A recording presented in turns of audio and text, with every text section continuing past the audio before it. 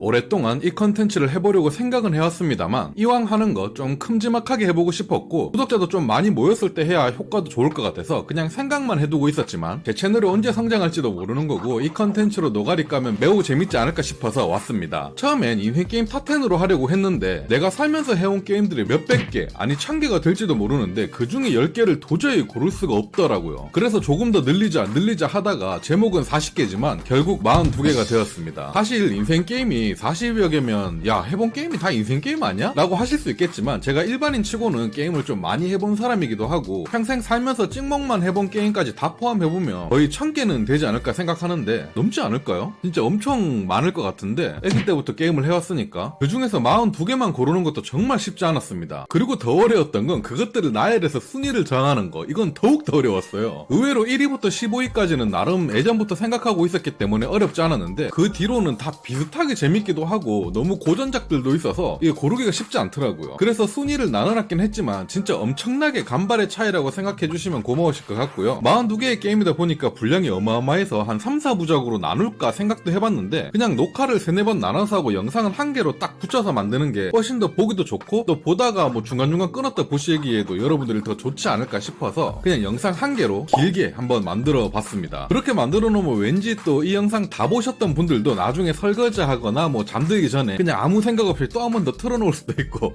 또 보기 좋지 않을까 하는 저의 욕심이 담겨져 있기도 하고요. 한 번만 보지 말고 그냥 생각날 때마다 여러 번 봐주시면 더 좋을 것 같긴 합니다. 여튼 잡설이 길었는데 그럼 바로 42위부터 보도록 하겠습니다. 디트로이트 비컴 휴먼. 시작부터 쉽지 않았습니다. 페르시아 왕자 1, 2편이랑 디트로이트 비컴 휴먼이랑 둘 중 하나는 오늘 영상에 나올 수 없었기 때문에 나름 심하게 고민을 했지만 선택을 해야만 했죠. 어릴 때 페르시아는 너무 어려워서 엔딩을 못 본 게임이기도 하고요. 여튼 디트로이트 비컴 휴먼은 제가 여러 번 추천드린 적도 있는 게임인데 인터랙티브 무비라는 장르의 입문자들에겐 어떻게 보면 생소한 장르인 게임인데 반대로 비디오 게임에 입문하기엔 가장 좋은 장르이기도 하거든요. 조작이나 액션 그렇게 많지 않으면서 전체적으로 영화를 보는 듯이 흘러가는 듯한 게임이기 때문에 이럴 거면 왜 게임을 하는 거야? 라고 생각할 수도 있겠지만 직접 해보시면 그냥 스토리마저도 영화보다 낫다고 생각될 정도로 거의 넘사벽인 게임입니다. 고전 영화들이야 스토리를 나름 중요시했지만 요즘 영화들은 거의 CG와 액션에 몰빵한 영화들이 많다 보니까 상대적으로 스토리가 아쉬운 경우가 많은데요. 비컴 휴먼은 그 스토리적인 부분도 많이 채워주고 내가 어떤 선택을 하느냐에 따라서 게임의 내용 자체가 전부 다 틀어지기 때문에 여러 번 플레이하기에도 아주 좋은 게임이라고 할 수 있습니다. 그리고 이 게임은 제작사인 퀸틱 드림사의 게임들이 전부 이런 장르의 게임인데 인터랙티브 무비 장르의 근본이라고 생각될 정도로 다른 게임들도 전부 다 갓게임이에요. 철권 태그 토너먼트. 어릴 적 오락실에서 가장 많이 했던 게임이 아닐까 싶습니다. 그땐 이게 왜 이렇게 재밌었는지 심지어 잘하지도 못해서 자주 처발려가지고 오히려 연결해주는 사람 얻기를 바라면서 했던 게임이에요. 컴퓨터랑 붙는 걸 더 좋아했습니다. 그러면 이제 재미는 좀 덜하지만 100원 놓고 오랫동안 플레이할 수 있으니까 말이죠. 고딩 때는 오락실 다니는 게 그래도 좀 편했던 것 같습니다. 요즘에는 현금을 잘 안 들고 다니니까 예전처럼 그런 게 있을런지 모르겠는데 저희 때는 초중딩 때 오락실 가면 오락실보다 오락실 가는 길목에 삥이란 걸 많이 뜯었거든요. 요새도 그런 게 있는지 모르겠습니다. 특히 저는 피부가 하얗고 또 외모 자체가 싸움을 못하게 생긴 외모라 가지고 오락실 가기 전에 골목에서부터 형들한테 심심하면 삥 뜯겼거든요. 진짜 많이 뜯겼어요. 그나마 삥 뜯던 형아들 중에서 두 가지 부류로 나눌 수 있는데 첫 번째는 만나자마자 야 돈 있나 물어보고 돈 있다 그러면서 주섬주섬 내놓으면 돈만 받고 그냥 겁만 주고 보내는 형들이 있고, 그리고 두 번째 만나자마자 바로 때리는 형들이 있어요. 바로 빡 때리고, 이렇게 안 때리죠. 또 뭐 배 같은 좀 허세를 줘야 되니까 배 같은데 빡 때리고 자기의 힘을 과시한 다음에 돈 내놔 이런 형들이 있거든요. 어차피 돈 내놓을 건데 왜 처음부터 선빵을 날려가지고. 그래서 개인적으로 첫 번째 이제 돈, 그래서 저는 이왕 뜯기는 거 전자인 형들을 좀 더 선호하긴 했는데 요새도 그런 식으로 삥을 많이 뜯나 모르겠습니다. 요새는 왜냐 그러면 현금을 또 안 갖고 다니죠. 우리 땐 동전 많이 갖고 다녔거든요. 오락실 가려고. 그런데 고딩 때부터는 오락실 같이 다니던 친구들이 키도 크고 뚱뚱하고 피부도 막 시커멓고 이래가지고 그때부터는 좀 쾌적하게 오락실에서 안전하게 게임을 할 수 있었던 것 같습니다. 그나마 다행인 건 저는 어릴 적부터 그래도 체의샷 맞아본 적은 없습니다. 이겨본 적이 거의 없거든요. 그래서 맨날 소지한 돈의 반은 철권 태그, 반은 코인 노래방에다 쏟아부었던 기억이 쏠쏠합니다. 그리고 시간 여유가 좀 있을 땐 PC방으로 달려갔고 말이죠. 그때 오락실에서 가장 많이 했던 게임이 철권 태그라서 너무나도 기억에 많이 남는 그런 게임이기도 합니다. 참 생각해보면 어릴 때도 오락한다고 너무나도 바빴던 것 같네요. 인왕2. 제가 좋아하는 소울류 장르 중에서 나름 순위가 낮은 게 아닌가 싶긴 하지만 제가 해본 소울류 중에서 가장 많은 시간을 갈아넣은 게임이기도 합니다. 보통 제가 다이차를 잘 안 하는 편이고 편이고 정말 재밌는 게임도 3, 4회차 정도가 전부이기 때문에 풀타임이 길어봐야 100시간 조금 넘는 정도인데 이 게임은 400시간 정도 했던 것 같아요. 아니 소울류 주제에 디아블로에서나 즐겨볼 수 있는 파밍 시스템까지 넣어놨거든요. 1, 2회차는 개처맞아가면서 힘들게 꾸역꾸역 키웠지만 그 뒤로는 점점 파밍에서 강해지는 나의 아이템들로 인해서 적들을 쓸어버릴 때 복스감과 쾌감, 이게 진짜 엄청난 희열을 느꼈던 것 같습니다. 물론 뒤로 가면 다른 컨텐츠들로 인해서 고통을 또 받긴 하는데 그래도 정말 많은 시간 푹 빠져서 했었던 게임이에요. 사실 코에이 테크모에서 나오는 액션 RPG 게임들은 소울류가 아니고 인왕류라고 부르는 게 좀 더 잘 맞지 않은가 싶습니다. 39위 천사의 제국 2. 어릴 때 정말 재밌게 했던 게임인데 지금 나이 먹고 고전 게임 다운받아서 해봤는데 이걸 어떻게 했지 싶더라고요. 제 기억이 맞다면 이게 대만 게임인가 그랬을 텐데 95년에 정발한 게임이거든요. 그 당시엔 대만 게임이 어떻게 이렇게 소문을 타서 정발했나 싶네요. 초딩 때 했던 게임인데 오래돼서 가물가물하긴 한데 아마 저에겐 처음으로 전직 시스템이란 걸 알게 해준 게임일 겁니다. 일단 게임이 시작하면 제목답게 여자 캐릭터만 나오거든요. 그 당시엔 전부 다 이쁜 누나들이었어요. 의상도 나름 다 야시시하고 했고 말이죠. 그냥 SRPG인 것만으로 재밌는데 누나들까지 이쁘니까 재미없을래야 없을 수가 없었는데 거기에다 캐릭을 좀 키우다 보면 클래스 전직을 합니다. 심지어 나름 디테일하고 다양했어요. 그래서 진짜 캐릭터 키워나가는 맛이 정말 좋았던 게임이기 때문에 몇십 년이 지난 지금도 그때의 즐거움이 머릿속에 박혀 있습니다. 거기에 종류가 다양하진 않지만 특유의 고전 부금이 너무나도 좋아서 아직도 기억에 남고요. 가끔 생각하면 옛날 부금들이 좋았던 건지 그냥 내가 할배라서 옛날 부금이 좋은 건지 그런 것도 좀 헷갈리기도 해요. 아이돌 마스터 스탈릿 시즌.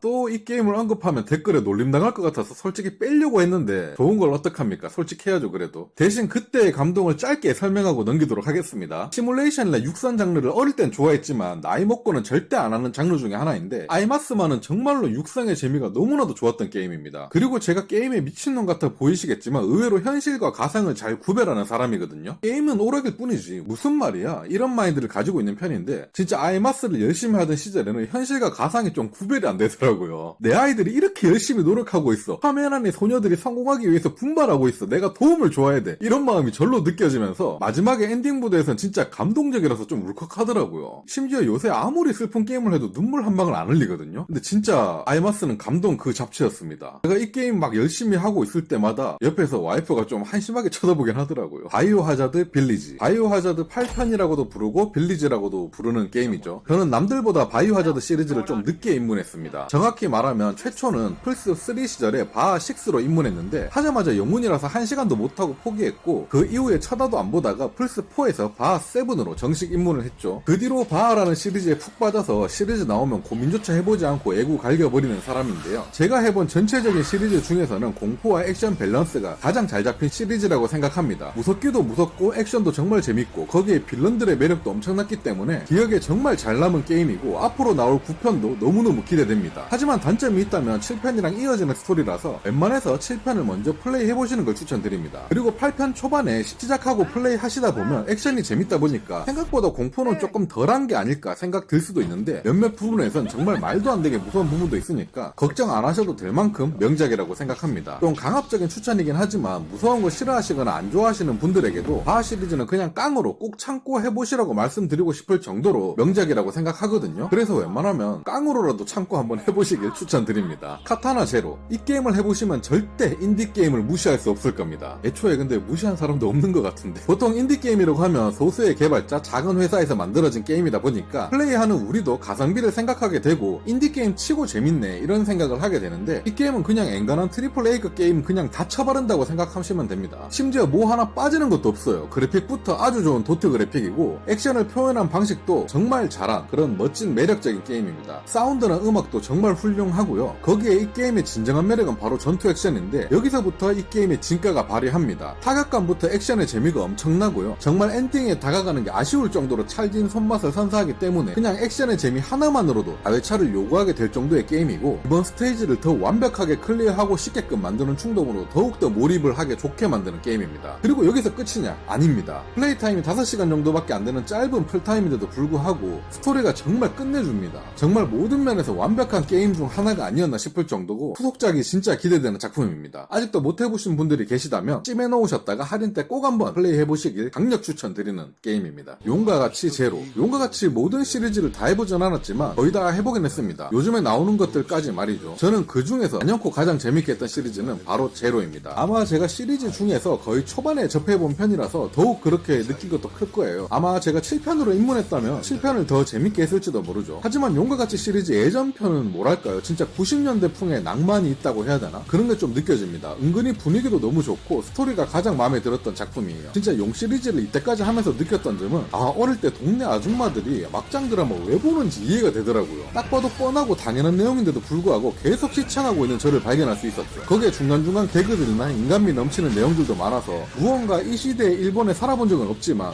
그립다는 느낌을 받게 하는 그런 아주 잘 만든 작품이 아니었나 싶습니다. 위닝 11. 사실 너무 오래돼서 제가 재밌게 하던 시리즈가 뭔지 까먹었어요. 아마 플스2 기종에 있던 걸 재밌게 한 것 같은데 그것마저 좀 가물가물하네요. 요즘은 보기 힘들지만 제가 막 20살이 되었을 때쯤에 한참 위닝방이 엄청 유행했거든요. 정확히는 플스방이라고 불렀는데 거긴 90% 확률로 위닝만 플레이했기 때문에 거의 친구들끼리 위닝방이라고 불렀어요. PC방만큼 오랜 기간 인기를 끌진 못했지만 친구들이랑 같이 즐기기엔 최고의 게임이었던 것 같습니다. 가장 재밌는 세팅이 4명인 것 같아요. 2대2로 편먹고 플레이하면 진짜 친구들끼리 날릴 수 있는 모든 쌍욕을 다 박아가면서 막 즐겼던 기억이 너무 좋았습니다. 그렇게 막 서로 놀리면서 게임하다 보면은 잘 삐지는 친구 하나 정도는 중간에 삐져가지고 집 가고 막 하루 이틀 연락 안 하다가 또 언제 삐졌나는 듯이 또 서로 욕하면서 위닝하고 막 그랬던 기억이 있습니다. 진짜 다들 알바 끝나고 일주일에 한두 번씩 모여서 했던 것 같아요. 이제 나이 먹고 다들 가정이 있고 애도 있고 이러다 보니까 4명 이상 모이기도 힘들 뿐더러 게임을 하는 친구들도 없어서 집에서 혼자 피파를 하고 있지만 가끔 그런 어린 시절이 너무 그립기도 합니다. 용기전승2, 제가 중학교 때인가 나왔던 게임 같은데 지금 보면 엄청 허접해 보일지 모르겠지만 그 당시엔 처음 시작할 때 오프닝 음악부터 충격적인 게임입니다. 음악이 너무나도 좋아서 아직도 기억나요. 그리고 캐릭터들과 게임 스토리, 분위기 너무나도 재밌게 했던 게임입니다. 사실 스토리는 하나도 기억나질 않아요. 너무 오래돼가지고. 이게 1편도 재밌게 했지만 2편이 더 재밌었던 것 같아요. 오래된 기억이라 가물가물하지만 그 당시엔 다른 게임에 비해서 용기전승 시리즈가 좀 구하기 어려웠던 기억이 있는데 엄청 해보고 싶었는데 좀 어렵게 구해서 플레이했던 기억이 있었습니다. 이게 제 컴퓨터의 문제였던가 그랬던 것 같기도 하고요. 예전에 진짜 컴퓨터 사양과 상관없이 그냥 안 돌아가는 게임들도 많았거든요. 진짜 지금에 비하면 환경이 정말 극악이긴 했어요. 나름 유명한 게임이라서 오늘 영상 보시는 분들 중에서 제 또래 분들이 계신다면 아마 웬만해서 다 해보지 않았을까 싶습니다. 이 외에도 라스트 원더러, 프로토코스, 어스토니시아 스토리, 포같은 사가, 아마란스, 코룸 뭐 이런 거 등등 엄청나게 많죠. 진짜 추억 방울방울한 게임들이 엄청 많습니다. 파타 모르가나의 저택, 비주얼 노벨 장르를 본격적으로 좋아하게 된 계기의 게임입니다. 스토리가 진짜 넘사벽인 게임이고 거기에 훌륭한 부분까지 있어서 기억 속에 정말 박혀있는 게임이고요. 한글화가 좀 늦게 되어서 출시일보다 좀 늦게 플레이해봤던 게임이지만 너무나도 행복한 시간이었습니다. 지금 플레이해도 재밌고요. 플레이 타임이 30시간 가량 되는데 그 모든 시간이 텍스트로만 빡빡하게 채워져 있어서 어떻게 보면 극악의 호불호가 갈릴 만한 답답하게 느껴질 수 있는 게임입니다. 하지만 그 텍스트의 몰입감이 너무나도 훌륭했던 그런 게임이에요. 참고로 저는 책을 잘 읽지 않는 사람인데도 정말 재밌었습니다. 그것뿐만이 아닙니다. 이 게임을 생각해보면 제가 싫어하는 요소들이 상당히 많은데 그 모든 걸 극복하게 해줄 만큼 잘 만든 게임이거든요. 일단 방금 전에 말했듯이 텍스트로 가득 찬 게임, 글 많이 있는 걸 싫어하고요. 전투가 없습니다. 조작이 거의 없는 게임이라서 답답함을 느낄 만한 요소가 있고, 마지막으로 제가 가장 싫어하는 장르가 로맨스 장르입니다. 사랑 이야기 관련된 스토리를 극혐하는데 이건 사랑, 시간, 판타지 이 3가지 요소를 잘 버무려놔서 그런지 진짜 내용에 빨려 들어가는 듯한 흡입력을 보여줘서 정말 거의 쉬지 않고 글만 읽었던 게임입니다. 진짜 여러분들에게도 꼭 추천드리고 싶은 저의 인생 게임 중 하나입니다. 조조전, 전으로 끝나는 시리즈가 정말 많죠. 전구지 찌짐, 감자전, 김치전,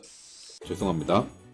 연걸전, 공명전, 조조전, 그리고 더 고전으로 간다면 삼국지 2, 3, 5, 징기스칸 2로 유명한 원조비사 뭐 이런 게임들 제 또래 분들이나 형님들은 다 해보셨을 겁니다. 이거 전부 다 싹 다 명작이고 다 재밌는데 그렇다고 이걸 다 소개해드릴 순 없고 이 중에서 제가 가장 재밌게 했던 건 조조전입니다. 일단 애초에 저는 삼국지를 어릴 때부터 만화로 접하거나 게임으로 접할 때마다 왜 유비가 착한 놈이고 주인공이니까? 라고 항상 의문이었거든요. 조조가 더 똑똑하고 싸움도 잘하고 주인공 같은데 코스염 때문에 얍삽하게 생겼다는 이유 하나만으로 나쁜 놈이라고 하는 걸까? 라는 의문을 엄청 가졌었습니다. 그러면서 살아가는데 조조가 주인공인 조조전이 출시하는 순간 나랑 같은 생각을 하는 사람들이 많구나 라는 걸 느끼고 제목부터 개운하다는 느낌을 받았던 게임입니다. 그리고 조조의 시점에서 게임을 풀어나가다 보니까 너무나도 행복할 수밖에 없었던 그런 게임이죠. 진짜 요즘 분들은 코웨이가 인왕 시리즈를 만들고 삼국지 리메이크는 노잼이고 해서 액션 회사인 줄 아실 수 있겠지만 원래는 정말 전략 시뮬레이션계의 정점이었던 회사였습니다. 이스8, 썩은 그래픽 하면 첫 번째로 떠오르는 게 바로 팔콤이라는 게임 회사입니다. 그런데도 아직까지 살아있고 고정 팬들이 있는 이유는 바로 진득한 스토리 라인이죠. 그 중에서도 이스 8편은 더욱더 썩은 그래픽과 엄청난 스토리, 감동적인 부금, 멋진 캐릭터들, 재밌는 전투 액션을 가지고 있습니다. 현재 이스는 10편까지 나와있지만 그 중에서도 단연코 8편을 가장 추천드립니다. JRPG에서 흔하지 않게 타임루프 개념도 섞여있고 남주, 여주의 무언가 슬프면서도 감동적인 그런 스토리가 있어서 개인적으로는 가장 기억에 남는 시리즈였던 것 같습니다. 어릴 때 했던 이스 이터널도 좋아했고 솔직히 추억에 묻어있는 게임이다 보니까 최신 시리즈가 이걸 이겨내긴 쉽지 않은데 그걸 해낸 게 바로 8편이라고 생각합니다. 그래픽만 참아낼 수 있다면 지금 해도 정말 재밌는 게임이니까 꼭 추천드립니다. 전투도 시원시원하고 재밌는 게임이라서 아마 마음에 드실 거라고 생각해요. 29위 워크래프트2. 솔직히 워크 1, 2, 3, 스타크래프트까지 전부 다 재밌고 충격적인 게임이었는데 그 중에서도 단연코 2편을 처음 했을 때 충격이 가장 컸습니다. 아마 제가 초등학교 6학년이었던 것 같은데 그 시절 기준 그래픽이 정말 충격적이었어요. 아니 어떻게 이런 그래픽이 실존할 수 있지라고 생각할 정도로 아름다웠으며 각종 유닛들의 다양성이 너무나도 매력적이었고 이 당시만 해도 경쟁작이었던 커맨드 앤 컨커, 듄, 임진록, 주라기 온시전 등등 유닛들이 다 똑같거나 비슷한데 색깔놀이일 뿐이었지만 워크래프트 시리즈만이 유닛의 생김새가 완전 다 개성적으로 다르게 생겼으며 보는 효과가 정말 좋았던 것 같습니다. 요새는 디아블로가 똥이니 썰싸니 그러고 있지만 이 당시에 블리자드는 그냥 혁신 그 자체였어요. 그냥 출시하는 게임마다 비슷한 거 하나도 없고 그냥 어떻게 이런 생각을 해서 만들 수가 있지라는 게임들밖에 없었을 정도로 영원한 게임 회사로 남을 것만 같았던 블리자드였습니다. 진짜 워크2 이후로 놀란 게 3편인데 RTS 장르에 RPG를 혼합해버릴지 누가 알았겠습니까? 제 개인적으로는 아직도 시스템적으로는 RTS 장르는 스타1, 워크3만한 게임은 없는 것 같고 앞으로도 이런 게임이 나올 수 있을까 하는 의문이기도 합니다. 28위 리니지. 아마 제 인생에서 가장 오랜 플레잉 타임을 차지한 게임이 아닐까 싶습니다. 솔직히 리니지 1에 이렇게 시간을 많이 낭비한 게 지금 생각하면 부끄럽고 좀 아쉬워요. 하지만 플레이할 당시에는 재밌게 했기 때문에 오늘 조심스럽게 한번 풀어보도록 하겠습니다. 제가 리넴 영상으로 대처했습니다. 아마 고등학교 1학년 후반부쯤에 시작해서 한 20대 초반 정도까지 플레이했던 것 같은데 게임을 해보신 분들은 아실 텐데 기란 마을이라는 게 생기기 전부터 시작해서 라스타바드 끝물 정도까지 했었던 것 같은데요. 20대 때부터는 알바한 돈으로 과금도 나름 열심히 해가면서 했던 게임이라서 제가 누구보다도 린저씨의 마음을 잘 알기도 해요. 그래서 린저씨들이 왜 콘솔 게임보다 리니지를 더 좋아하는지도 잘 알고 있고 말이죠. 이미 도파민에 절여져서 콘솔 게임은 하기 힘든데다가 리니지 하는 사람이 콘솔 게임을 하게 된다면 아마 다른 장르 게임이라고 인식되는 게 아니고 다른 취미생활로 인식되어버리기 때문에 재미를 못 가지는 거라고 생각하거든요. 저는 그나마 다행인 게 원래 게임을 좋아하다가 리니지를 하기 시작했기 때문에 다시 운 좋게 게임으로 돌아올 수 있었지만 첫 입문이 리니지로 시작된 사람은 빠져나오기 더욱더 힘듭니다. 제가 리니지를 플레이하면서 느꼈던 거는 같이 리니지를 하는 형들 중에서 원래부터 게임이 취미였던 사람이 거의 없습니다. 대부분 사행성 도박 계열을 좋아하는 사람들이 더 많았거나 아니면 조금 불법적인 일을 하시는 분들이 좀 많았습니다. 제가 그때 학생들이었고 같이 게임하는 형들은 20, 30대 이런 형들이었는데 그 당시에는 진짜 좀 무서운 일을 하신다든지 이런 분들이 좀 많았던 것 같아요. 그래서 그분들이 원래 리니지 외에 다른 게임이나 오락을 좋아하시던 분들이 아니었어요. 그래서 제가 항상 리니지 라이크는 게임이랑 다른 카테고리로 분류하기도 하는 거고요. 하지만 제가 오랜 시간 해왔고 그 시간만큼은 나름 재밌게 보냈으니까 인정할 건 해야겠죠. 그리고 그 당시에 리니지는 안 믿기겠지만 부금도 정말 좋았었고 공성전 같은 개념도 엄청 신박한 개념이라서 좋은 콘텐츠였습니다. 그때 콘텐츠인 공성전을 아직도 쓰고 있다는 것과 지금 듣는 리니지 음악들이 죄다 그때 나오는 것들이라는 게 가장 큰 문제죠. 그냥 발전을 하지 않는 그 리즈 시절에서 그대로 멈춰있는 그런 게임이라고 보시는 게 맞는 것 같아요. 좀 어떻게 보면 안타깝습니다. 27위 디비니티 오리지널 신 2. 극악의 호불호가 갈리는 장르인 CRPG를 대중화시키기 시작한 게 바로 디비니티 오리지널 신 2부터가 아닐까 싶습니다. 1편만 해도 텍스트 압박과 불편한 편의성 등으로 입문이 쉽진 않았지만 2편부터는 대폭 대중화를 시킨 것 같고 발더스 게이트 3에서 그 정점을 찍은 것 같습니다. 솔직히 이 게임은 후속작인 발더스 게이트 3가 더 잘 만들었습니다. 그건 인정이에요. 하지만 제 랭킹에는 발더스가 없고 디비니티만 있는 이유는 아마 디비니티가 먼저 출시했고 그 출시했을 때 플레이해봤을 때의 충격이 저는 이 게임이 더 컸기 때문입니다. 디비니티 2 처음 했을 때 충격은 와 씨발 개쩐다, 어떻게 이런 게임을 만들 수 있지? 요런 느낌을 받았고 발더스 게이트 3를 처음 했을 때는 와 진짜 재밌는 디비니티의 완전 업글 수준이다 이런 느낌을 받았기 때문에 충격은 좀 덜했거든요. 그래서 지금 이 장르에 입문해보고 싶으신 분들, 제 랭킹을 보고 디비니티 오리지널 신 재밌을 것 같다라고 생각하시는 분들은 당연히 디비니티보다는 발더스 게이트 3를 추천드립니다. 그게 더 재밌어요.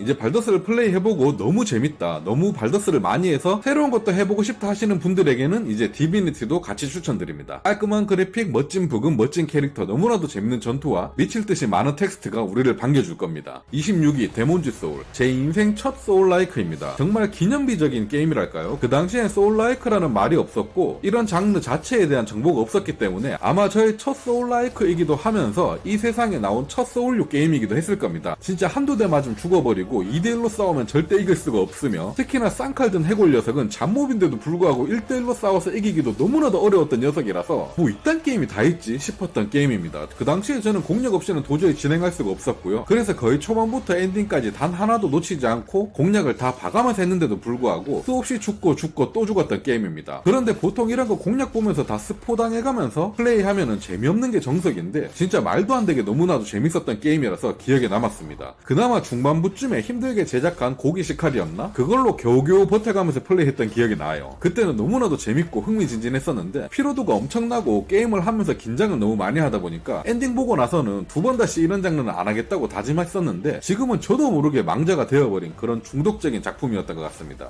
25위 라스트 오브 어스. 전 의외로 이 게임의 엔딩을 보는데 오래 걸렸습니다. 너티독의 광팬이었던 저는 2014년 라우어가 출시하자마자 구매를 해서 저의 중고 플스3에 넣고 돌렸더랬죠. 근데 그 당시에 공포영화, 공포게임 이런 건 쳐다도 못 보던 개쫄보 시절이라서 도저히 무서워서 진행을 할 수 없었습니다. 진짜 너무 무섭고 힘들었지만 엘리를 처음 만나서 빠져나오는 정도까지 했다가 그 이후부터는 무서워서 견디지 못하겠더라고요. 그래서 두세 번 정도는 시도했다가 계속 포기했던 게임인데 그리고 세월이 흘러서 플스4로 출시했을 때 포버전을 구매해서 엔딩을 겨우 봤던 작품입니다. 정말 너무나도 행복한 15시간이었달까요? 저는 이 당시에 아직 총각이었지만 엘리가 제 딸인 줄 알았어요. 진짜 이 당시에 라우어 엔딩 본 사람들은 죄다 본인이 엘리 삼촌이거나 아빠로 착각했을 겁니다. 정말 그 정도로 게임에 대한 몰입도가 엄청났던 게임이라고 생각하고요. 아마 지금 플레이하더라도 재밌을 수밖에 없는 미친 게임이라고 생각합니다. 전 아직도 우리 엘리를 생각하면서 라우어 2편이 출시하기를 하염없이 기다리고 있습니다. 24위 드래곤즈 도그마. 지금 생각해보면 별 볼 일 없는 게임일 수는 있는데 그때는 이게 왜 이렇게 재밌었는지 모르겠습니다. 12년도에 출시한 게임인데 저에겐 인생 게임인데 아마 그 당시에 고티를 하나도 못 받았던 게임인 것 같습니다. 하긴 지금 생각해보면 12년, 13년도에 미친 게임들이 정말 많이 쏟아져 나오기도 했던 것 같거든요. 워킹데드, 디스아너드, 파크라이 3, 저니, 매스 이펙트, 보더랜드 2, 어쌔신 크리드 3, 맥스페인 3, 스펙옵스, 더 라인 등등. 와 진짜 쟁쟁하긴 했네요. 이렇게 보니까 유비 게임이 2개나 있네. 이때까지만 해도 진짜 유비 형님들 장난 아니었는데 말이죠. 여튼 다시 돌아와서 저에겐 드래곤즈 도그마가 정말 모험 그 자체였습니다. 심지어 제가 플레이하던 당시에는 영문판이었어요. 200시간 넘게 플레이한 것 같은데 이 RPG 게임을 영문으로만 플레이했습니다. 클래스별 기술들 한글 번역된 거 프린터 해가지고 들고 다니면서 기술 세팅하고 스토리는 대략 공략 같은 거 보면서 이해하고 그러면서 플레이했어요. 그나마 다행인 건 게임 스토리 자체가 스케일이 엄청 작은 편이라서 공략만으로는 이해가 될 정도였고 게임 자체의 진짜 재미는 거의 전투에 있었기 때문에 할 수 있었던 것 같습니다. 이거 나중에 스팀으로 나오고 한글 유저 패치가 나온 후에도 나름 열심히 즐겼던 게임이고요. 지금 생각해보니까 저 성인 돼서도 영문판 게임을 이렇게 할 정도로 열정적이었던 게임입니다. 진짜 저에겐 10덕의 피가 좔좔 흐르고 있나봐요. 지금 해도 재밌을 게임이긴 하지만 지금 하실 거면 2편이 나왔기 때문에 2편을 추천드립니다. 사실 2편이 망게임이라는 취급을 받고 있지만 제가 둘 다 플레이해보고 엔딩 본 입장에서는 2편이 거의 1편의 리메이크 느낌이 들거든요. 그래서 욕을 많이 먹은 것 같아요. 1편이랑 스토리를 제외하고 거의 흡사한 시스템이기 때문에 그냥 2편만 해보셔도 될 것 같습니다. 게임 자체의 편의성이 그닥이고 고전 느낌이 낭낭하기 때문에 현재 시대에 하기에는 갓게임은 아니거든요. 그렇기 때문에 플레이 하실 거면 할인할 때 해보시는 걸 추천드립니다. 23위 더 케이스 오브 골든 아이돌. 황금우상 살인사건. 저에겐 정말 최고의 인디게임이라고 할까요? 추리게임 중 단연 최고가 아닐까 싶은데요. 평범한 그래픽, 음침한 배경음, 게임 조작이라고는 퍼즐 맞추는 듯 마우스 클릭뿐인 심지어 영상도 아닌 이미 사건이 일어난 사진만으로 보고 모든 걸 추리해낼만 하는 별 볼 일 없어 보이는 게임일 수 있지만 정말 나의 머리를 쥐어짜내게 만드는 엄청난 게임이었습니다. 현재 시리즈는 1편, 2편이 있고 앞으로 2편 DLC들이 남아있는 게임이고 전부 다 재밌으니까 다 사도 된다고 추천드리고 싶습니다. 보통 말만 추리 게임이지 주인공이 추리하는 걸 구경하는 게 대부분인데 이 게임은 정말로 내가 모든 걸 추리해야 된다는 점에서 신선하고도 머리 짜게질 것 같았던 그런 게임이에요. 하지만 내가 하나씩 찾아내서 정리를 하고 범인을 찾아 나갈 때의 그 쾌감과 이 사건을 하나하나 관통하는 큰 흑막을 알아낼 때의 쾌감은 정말 미칠 듯한 게임이었습니다. 스토리마저 정말 엄청나게 좋아서 소름이 쫙 끼쳤던 작품이고요. 스토리는 1편이 더 좋았고 추리는 2편이 더 어렵습니다. 추리를 좋아하신다면 무조건 한번 해보시는 걸 강추드리는 게임이에요. 22위 검은 신화 50. 중국 게임에 대한 신뢰를 가지게 한 작품입니다. 서유기를 소재로 만든 검은 신화 50이고요. 진짜 플레이해보면 처음부터 끝까지 중간중간 아주 작은 디테일까지도 살아 숨쉬는 듯한 너무나도 잘 만든 게임이라고 말씀드리고 싶습니다. 난이도가 좀 어렵기도 하고 플레이 형식이 소울라이크라서 호불호가 은근 갈리긴 하겠지만 게임의 분위기나 스토리 그리고 중간중간에 나오는 애니메이션 연출 등은 정말 2024년에 걸맞는 작품 중 하나가 아니었을까 싶습니다. 요즘 보면 시대를 역행하는 수준 이하의 작품들이 많이 나오는데 이 게임은 정말 달랐어요. 그리고 등장하는 캐릭터들도 정말 개성을 잘 살려서 하나하나 다 정감 가도록 잘 만들어 놓았고 빌런들마저도 개성적이고 멋있기 때문에 게임하는 맛이 너무나도 좋았으며 그나마 단점으로 꼽히던 게 무기가 여의봉이다 보니까 이게 둔기의 타격감이 좀 별로라는 평이 있었지만 개인적으로 이 둔기 타격감마저도 너무나도 괜찮았던, 그래서 딱히 흠을 잡을 수 없었던 작품입니다. 진짜 출시 전까지 트레일러만 그럴싸한 게 아닐까 해서 크게 기대는 안 했지만 플레이하면서 진짜 감탄사가 여러 번 나왔어요. 소울라이크 장르를 좋아하신다면 필수라고 생각하고요. 그렇지 않더라도 한 번쯤 도전해볼 만한 가치가 있는 작품이 아닐까 생각합니다. 21위 13기병 방위권, 바닐라웨어의 숨겨진 명작이 아닐까 싶습니다. 이 게임이 정말 무진장 재밌는데 인지도가 없어요. 생각보다 모르는 분들이 많지 않을까 싶습니다. 일단 그래픽이랑 일러스트가 좀 씹덕 느낌이 다분하고 제목은 더욱더 씹덕 느낌이 강해서 아마 다들 해보지 않으셨을 것 같은데 정말 명작입니다. 다만 이 녀석들이 PC판을 절대 제작하지 않아서 많이 안타깝긴 한데 플스나 닌텐도가 있다면 추천드리는 게임입니다. 장점은 바로 스토리고요. 역시나 제가 좋아하는 소재인 타임루프물입니다. 시대를 왔다 갔다 하는 정말 짜임새 좋은 스토리에 13명의 주인공으로 이루어진 연결고리들이 너무나도 좋았던 게임이고 거기에 그래픽도 마음에 들고 특히나 부금이 너무나도 좋았던 게임으로 기억에 남습니다. 플레이한 지 오래돼서 스토리가 슬슬 까마득해져서 나중에 다시 한번 해보고 싶다는 생각이 들기도 하네요. 다만 전투의 비중이 좀 적은 편이고 전투가 재미없는 건 아닌데 보는 맛이 좀 없는 편이라서 좀 많이 아쉬웠던 게임입니다. 하지만 장르 자체가 전투보다는 거의 스토리에 치우쳐 있기 때문에 너무나도 재밌게 플레이했던 게임입니다. 22 아머드 코어 6, 진짜 프롬이 독보적으로 게임을 잘 만드는 것 같습니다. 당연히 메카물 게임은 많습니다만 아머드 코어는 정말 매니악합니다. 플레이를 해보면 진짜 분위기가 개암울하고 다크하고 난이도도 어렵고 심지어 메카들이 나오는 누가 봐도 초마이너한 게임이거든요. 하지만 플레이 해보신다면 다르게 생각할 거예요. 마이너한 장르라도 그냥 닥치고 재밌으면 그저 메이저가 된다는 걸 말이죠. 사실 다크 소울도 엄청 마이너한 장르의 게임이잖아요. 메카물을 좋아하시는 분들이라면 진짜 대환장 파티할 정도로 진짜 말도 안 되게 너무나도 재밌는 게임이 될 거고, 메카물을 싫어하시는 분들도 이 게임을 플레이해보면 나의 유전자엔 금속과 쇳덩이가 섞여있구나 라고 느끼게 되면서 메카 덕후가 될 수 있을 게임입니다. 제 개인적인 생각이지만 메카물이라고 해서 꼭 남자들만 좋아할 거라는 생각을 버려야 할 것 같습니다. 이건 여성분들이 하셔도 재밌을 거라고 생각하고 있어요. 남녀노소 구별하지 않고 진짜 재밌는 분위기가 쩌는 힐링 게임이라고 생각합니다. 계속 이 시리즈라든지 DLC가 앞으로도 나와줬으면 좋겠습니다. 19위 갓 오브 워 3, 솔직히 이게 진정한 비디오 게임 아니겠습니까? 물론 최근에 나온 갓 오브 워랑 라그나로크도 초각 게임이고 정말 재밌는 게임입니다. 하지만 은근히 호불호도 많이 갈리는 게임이기도 하죠. 하지만 2010년에 이 게임을 해보신 분들은 호불호 따윈 없을 겁니다. 그 누구도 빠짐없이 마초왕, 상남자들의 왕 크레토스 형님의 매력에 빠져들 수밖에 없으니까요. 대머리 문신충 헬창 형님이 이렇게 멋있어 보이다니 정말 놀라웠던 게임입니다. 특히나 처음 시작하자마자 포세이돈과의 전투씬은 아직도 선명하게 기억에 남을 정도로 완벽했고 진짜 그 당시 기준으로 연출이나 액션이 시대를 앞서 나갈 정도로 호쾌하고 멋있었기 때문에 조작하는 전투의 맛도 즐거웠지만 그냥 눈으로 연출을 바라보는 것도 너무나도 시원했기 때문에 많은 이들이 빠져들어서 했을 게임일 거예요. 다만 제가 알기론 국내에서 플스3 자체가 별로 인기 없었던 것 같은데 그렇기 때문에 이 게임은 또 플스 독점작이다 보니까 생각보다 주변에 해본 사람이나 아는 사람이 거의 없는 게임이긴 합니다만 크레토스 형님의 리즈 시절이 가장 터프하게 남겨져 있는 작품이라서 정말 기억에 많이 남는 게임입니다. 다만 실사 느낌의 그래픽이었다 보니까 지금 현재 플레이하기에는 퀄리티가 상당히 낮은 그래픽에다가 단순한 액션 플레이의 게임이다 보니까 리메이크가 되지 않는 한 그렇게 추천드리기는 힘든 게임입니다. 하지만 그 당시에 플레이해보셨던 분들에게는 잊혀지지 않을 기억이 됐을 만한 그런 게임이 아닐까 싶어요. 18위 유니콘 오버로드, 2024년에 나온 게임이고 신작 IP의 완전 새삥 게임인데도 불구하고 25년 전 어느 날로 돌아가서 게임을 하고 있다는 듯한 느낌이 들게끔 하는 정말 저에게는 너무나도 완벽하고 재밌는 SRPG 게임이었습니다. 그래픽, 부금, 전투, 전략, 캐릭터 보는 맛 모든 것이 흠잡을 곳 없을 정도로 너무나도 좋았던 작품이고요. 처음에 트레일러 봤을 땐 오 재밌겠다 정도의 수준이었지만 플레이하면서 완전 인생 게임으로 자리 잡은 게임입니다. 모든 점이 재밌었지만 특히나 의외였던 부분이 너무 재밌었는데 바로 작전 짜는 시스템입니다. 코딩이라고 해야 되나요? 전투에 돌입하면 각 캐릭터당 어떤 식으로 움직임을 가져갈 것인지 작전을 짜놓을 수 있는 시스템이 있는데 이게 생각보다 이 작전 짜는 맛이 너무 좋고 재밌고 플레이를 한 판 한 판 할수록 좀 더 유용하게 조금 더 효율적이게 세팅해서 완벽하게 플레이해보고 싶다라는 생각을 가지게 해서 너무나도 몰입하게 했던 게임이고 그렇게 플레이하는 와중에 또 스토리나 캐릭터들 얼마나 몰입이 잘 되고 귀엽고 재밌었는지 모르겠습니다. 4회차 요소가 없었다는 게 너무 아쉽지만 그래도 플레이 타임이 길게 잘 뽑혀주었고 편의성도 너무나 잘 되어 있는 게임이고요. 그리고 PC 버전으로 출시 안 한다고 못 박은 것 같아서 너무나도 아쉽기도 한 게임입니다. 혹시나 닌텐도나 플스를 구매하실 계획이 있으신 분들은 아까 소개해드린 13기병 방위권이랑 유니콘 오버로드 장바구니에 꼭 담아두시길 추천드리겠습니다.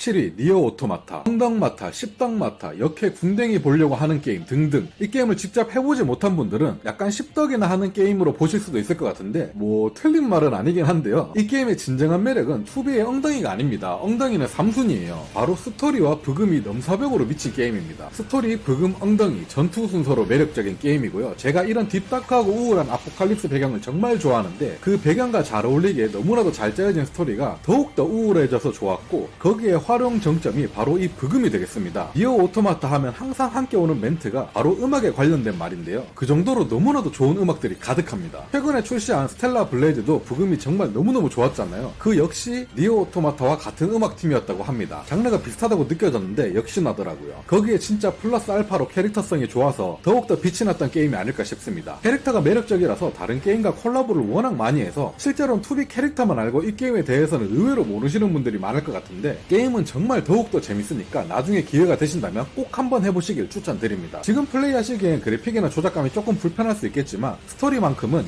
2077년까지 플레이해도 괜찮을 게임이니까 꼭 한번 해보시길 바라겠습니다. 16위 아스트로봇. 제가 이런 얼라들이나 하는 게임을 인생 게임으로 꼽을 줄 누가 알았겠습니까? 진짜 이 녀석이 좀 귀엽게 생겨서 사람들이 오해하는데 엄청나게 난폭한 녀석입니다. 악기를 막는 녀석은 다 뚝딱 해버리는 녀석이죠. 진짜 엄청나게 자극적이고 도파민이 뿜어져 나오는 게임입니다. 솔직히 말해서 이거 캐릭터 외모만 아니면 15금, 19금 달아도 될 만한 수준의 자극적인 게임이거든요. 조작감이 정말 극도로 좋기 때문에 손에서 전해져 오는 뽕맛이라는 게 제대로 느껴지는 게임입니다. 플스 독점 게임이기도 하고 아마 게임 특성상 다른 플랫폼으로 출시될 것 같진 않은 게임인데 그런 단점을 감안하고도 이렇게 높은 순위에 넣은 이유는 정말 게임에 대한 새로운 감각을 일깨워준 너무나도 신선한 게임이기 때문입니다. 우리가 흔히 접해오고 있는 것 중에 하나가 바로 게임패드의 진동해라는 건데 이건 아주 오래된 시스템이잖아요. 적을 타격하거나 상호작용을 할 때 저의 손에 쥐어지고 있는 게임패드의 진동으로 인해서 더욱더 몰입감이 느껴지게끔 하는 시스템인데 이 아스트로봇이라는 게임은 이걸 정말 극대로 끌어올려 놓은 게임이라고 보시면 됩니다. 이걸 말로 표현할 수 없어요. 직접 해보셔야만 알아요. 정말 한 발짝 걸을 때마다 그리고 미세한 사고작용, 미세한 터치까지 아주 디테일하고 세밀한 진동으로 완벽하게 다 구현되어 있기 때문에 플레이하는 내내 직접 게임 속에 빠져들어가 있다는 느낌을 선사하게 되고 그로 인해 조작감의 뽕맛 너무나도 잘 느껴져서 자극적이고 도파민이 뿜어져 나오게 만드는 그런 게임입니다. 생각보다 중독성이 강해서 게임의 겉모습과는 다르게 너무 즐거운 게임이니까 플스가 있으신 분들은 꼭 한번 해보셔야 되는 게임입니다. 그리고 솔직히 이 게임 하나만 해보시기 위해서 플스 9 버전이나 플스 슬림을 산다? 개인적으로 아스트로봇 하나에만 50만원 충분히 값어치 있다고 생각하기 때문이죠. 15위 블러드본. 프롬소프트의 또 다른 명작이죠. 블러드본. 기존까지 사용해오던 방패 플레이가 있는 스타일을 버리고 오로지 회피만으로 방어를 해야 하는 아주 스피디한 소울 게임에다가 공포 분위기까지 조금 넣어서 정말 유저들을 사로잡았던 게임입니다. 극악의 난이도와 특유의 공포 분위기 때문에 아마 처음 30분 플레이만으로도 게임을 삭제하고 포기하셨던 분들이 엄청 많았던 게임이고 각 게임이라는 평은 많은 게임이지만 그만큼 호불호도 엄청나게 많이 갈렸던 바로 블러드본입니다. 어찌 보면 정말 매니악한 게임이라고 할 수 있는데 하지만 데몬즈 소울, 다크 소울로 다져진 저에게는 몰입하기엔 너무나도 좋았던 게임입니다. 다만 다크 소울 시리즈를 계속 하다가 블러드본을 하면 비슷해 보이긴 하지만 정말 적응이 안 되거든요. 방패가 있고 없고의 차이가 너무 심해서 저도 엄청 많이 죽고 고생했습니다. 그리고 이 당시엔 저도 공포 게임을 잘 못하던 시절이라서 중간중간 무서워서 포기할까 고민했던 순간들도 많았던 것 같아요. 특히나 보스 몬스터들의 비명소리가 너무나도 리얼해서 소름 끼쳤던 순간들도 정말 많았습니다. 하지만 지금은 그 어떤 게임보다도 리마스터된 PC 버전을 기다리고 있는 작품이기도 합니다. 다같이 한마음 한뜻으로 PC 버전 나오길 기대해봅시다. 14위 사이버펑크 2077. 처음 출시했을 땐 각종 버그들로 인해서 그냥 개만 게임 취급받았지만 진짜 제작진들의 근성으로 인해서 지금은 레전드 게임 중에 하나로 새로 태어난 작품입니다. 꾸준한 업데이트와 패치를 통해서 결국에 많은 유저들이 인정하게 된 게임이다 보니까 진짜 대단한 것 같아요. 제가 위쳐는 재밌게 못 즐겼지만 사펑은 진짜 인생 게임이었던 이유가 바로 게임의 분위기가 가장 컸거든요. 진짜 CDPR은 새로운 세계를 이 가상 공간에다가 구현해낸 거 아닌가 싶을 정도로 너무나도 멋진 나이트시티였고 정말 이런 대단한 IP는 계속 시리즈로 출시해야 되지 않을까 싶습니다. 캐릭터들도 다 개성있고 멋있고 게임 분위기는 말할 것도 없으며 심지어 게임 스토리도 몰입이 너무 잘 돼서 즐거웠던 게임이에요. 나중에 출시한 DLC인 팬텀 리버티도 본편 이상급으로 잘 뽑힌 게임이기 때문에 개인적으로 두 시리즈 다 한번 해보시는 걸 적극 추천드립니다. 13위 바이오 하자드 7. 진짜 저에겐 충격적인 게임이었습니다. 인생 게임이긴 하지만 한 번 더 하라고 하면 못할 것 같은 게임이긴 해요. 진짜 제 기준 너무너무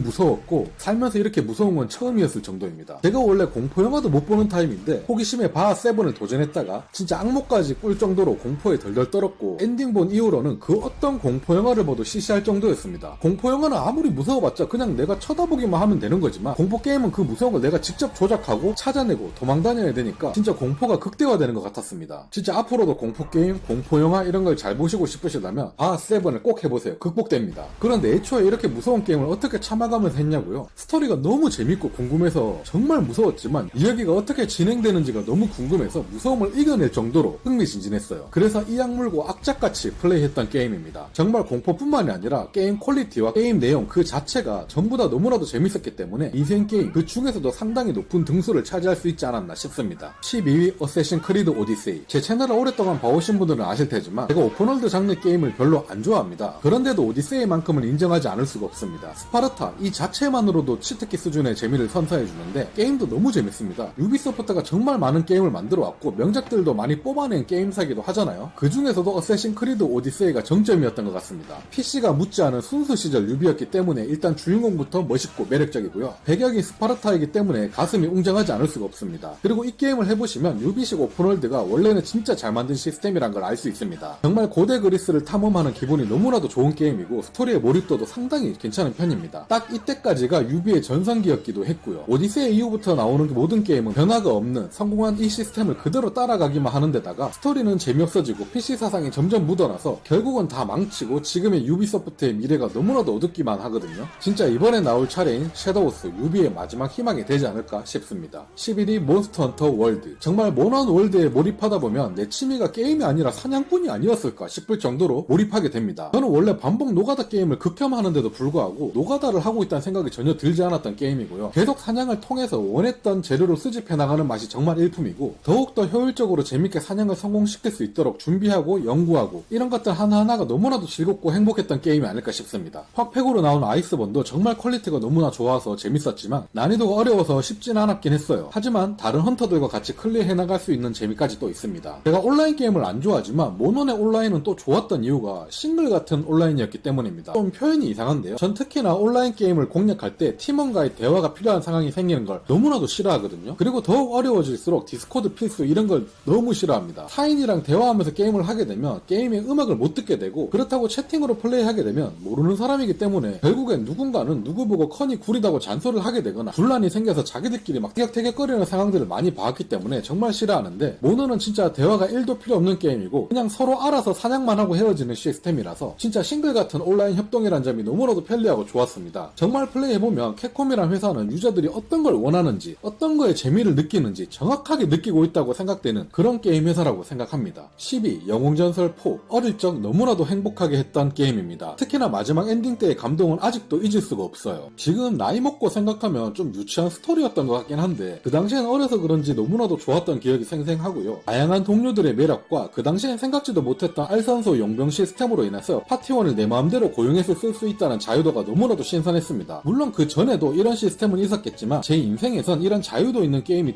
처음이었거든요. 거기에 팔콘 게임의 정말 매력은 바로 부금에 있죠. 각 필드마다 마을마다 음악들이 너무나도 좋았고 전작인 3편에 비해서 전투가 훨씬 재밌어져서 키우는 맛도 너무 좋았던 작품입니다. 제 기억이 맞다면 3편이 더 명작으로 쳐졌던 것 같은데 저도 당연히 3, 4, 5편 다 해봤고 다 재밌게 했습니다. 스토리는 3편이 더 좋았다고 생각하는데 3편은 전투가 또 너무 노잼이거든요. 그래서 스토리 원톨로만 플레이했어야 했기에 4편을 더욱더 재밌게 했던 것 같습니다. 이번에 국내 게임사에서 모바일 가챠 게임으로 3, 4, 5편 합친 시리즈로 리메이크가 나오긴 했지만 개인적으로 팔콤이나 일본 회사에서 제대로 된 리메이크를 한번 해줬으면 좋겠습니다. 제가 옥토패스 트래블러나 로벤싱 사가 리메이크처럼 초각겜으로 태어난 리메이크까지 바라지도 않습니다. 이번에 나온 득캐3 정도 급으로만 만들어줘도 너무너무 감사할 것 같아요. 9위 레드데드 리뎀션 2. 제가 곧 서부 총잡이고 내가 곧 아서 그 자체가 되는 게임입니다. 게임 속 주인공이 아서가 아니고 그냥 내가 아서가 돼서 이 험난한 세계를 살아간다는 느낌을 받은 정말 최고의 게임이 아닐까 생각됩니다. 많은 분들이 너무 현실성이 뛰어난 게임이라서 초반에 상당히 루즈할 수 있으나 점점 재밌어진다고들 말씀하는데 저 같은 경우에는 처음 시작할 때부터 재밌었습니다. 물론 플레이하면서 너무 현실적인 플레이에 답답함을 느낀 적도 아주 많았고 이게 현실적인 게임을 찾은 거긴 하지만 이 정도까지 디테일하게 현실적이면 불편한 점이 오히려 많구나 라고 느끼게 된 게임이기도 합니다. 타 게임에서 이런 현실성을 만나게 되면 그냥 지쳐서 그만두거나 짜증나기 마련인데 이 게임은 그 이상의 디테일과 그 이상의 스토리, 몰입감, 그 이상의 캐릭터들 간의 매력 때문에 게임을 하면서 느꼈던 불편함들마저도 진짜 그냥 나의 일부가 되어버리는 느낌을 받아서 진짜 직접 플레이 해보시면 왜 내가 아서가 되는 게임인지 이해하실 겁니다. 캐릭터에 대한 몰입도가 정말 압도적이에요. 심지어 저는 게임을 하면 메인 위주로 하고 서브는 잘 안 한다거나 서브 컨텐츠는 좀 덜 즐기는 즐기는 편인데 이 게임은 메인 위주로 하다가도 자연스럽게 서버로 연결되어 있거나 길 가다가 동물들을 보면 그 동물들의 가죽이 탐난다거나 진짜 내가 이 시대의 총잡이였다면 이렇게 살지 않았을까 하는 착각을 불러일으키게 할 정도로 너무나도 섬세하게 잘 만들어진 게임이라고 생각합니다. 물론 호불호가 갈릴 수 있겠지만 요즘 할인하면 2만원대에 구매할 수 있기 때문에 2만원 날린 셈 치고 꼭 한 번 정도는 시도해볼 만한 가치가 있는 게임이라고 생각합니다. 참고로 1편보다 더 과거의 이야기이기 때문에 1편부터 하실 필요 절대 없다는 점, 그냥 2편부터 바로 해보세요. 8이 파렌트 택틱스 2, 시대를 앞서나간 게임이라고 말씀드리고 싶습니다. 1편이 96년, 2편이 97년에 나온 게임인데 2006년이나 2010년에 나왔어도 충분히 데이트 쳤을 게임이라고 생각하고요. 진짜 음악만 들어도 눈물이 날 만큼 추억이 진한 게임입니다. 솔직히 이건 게임에 전혀 손대지 않고 그대로 현세대 그래픽으로만 만들어서 출시하더라도 충분히 히트 칠 수 있는 게임이라고 생각해요. 제가 요 근래에도 이걸 한번 해봤는데 조작감도 지금 해도 불편하지 않을 정도로 편의성이 잘 되어 있더라고요. 출시 당시에도 정말 넘사벽의 그래픽을 보여줬던 게임이고 간편한 조작감과 몰입도 있는 스토리는 아직도 인생 최고의 SRPG라고 생각될 정도로 이 장르의 최고라고 생각합니다. 물론 SRPG의 원조는 아니겠지만 파렌트 스토리 시리즈부터 해서 택틱스 시리즈 5편까지 해서 총 시리즈가 엄청나게 많긴 하지만 이 1, 2편이 최고의 작품이라고 생각하고 고전작 자체를 오늘 당장 플레이해봐도 충분히 재밌다고 느껴질 정도의 퀄리티를 보여주기 때문에 플레이 못해보신 분들은 지금 입문해봐도 충분히 재밌게 할 게임이라고 생각합니다. 1, 2편 둘 다 각 게임이지만 1편은 전투가 너무 타이트한 감이 있어서 2편을 더 재밌게 잘 만든 게임이라고 말씀드리고 싶습니다. 7위 바이오쇼크 인피니트. 정말 취향에 안 맞는 장르라고 하시더라도 플레이 타임이 12시간 정도로 짧은 게임이니까 꼭 한번 해보라고 추천드리는 게임입니다. 출시한 지 오래된 게임이긴 하지만 그래픽이 독특한 타입이라서 지금 하셔도 불편함이 없을 느낌이고요. 무엇보다 이런 컨셉과 이런 스토리의 게임은 지금 시대에도 찾아보기 힘듭니다. 진짜 스토리가 최고의 게임이라고 생각하는데 이건 지금 게임 중에 최고가 아닌